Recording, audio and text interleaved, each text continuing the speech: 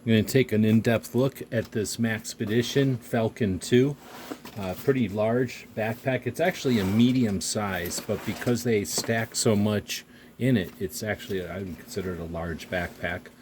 Can get heavy, so be careful. The handle is on the main pack. Then there's a second large pack, and then two smaller packs. Of course, you've got the bladder for a hydration pack or a laptop. In the front here, it is padded. I stick a pair of emergency shears here in the side, a place for a tourniquet here, a place for the Victorinox safety knife.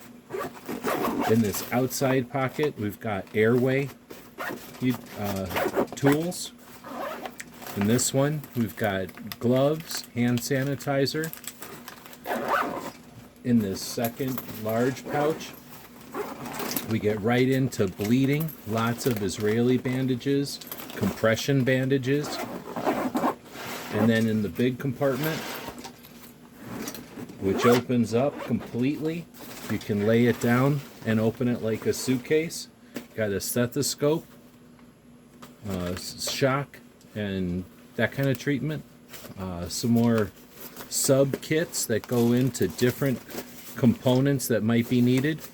Everything including a large tarp. Everything that's possible has been secured in a plastic bag and vacuum sealed until it's needed to keep it clean, dry, and out of the way. Also, vacuum sealing of different compression bandages and stuff keeps them small. This real heavy, probably 1,000 denier material, super abrasion resistant, and it keeps everything waterproof and secure. This is one that's set up to be kind of a large, big, multi-person trauma situation. There's room, of course, to put lots of sub kits along the sides. Hope this helps, gives you an idea of how big and how useful this Maxpedition Falcon-II can be.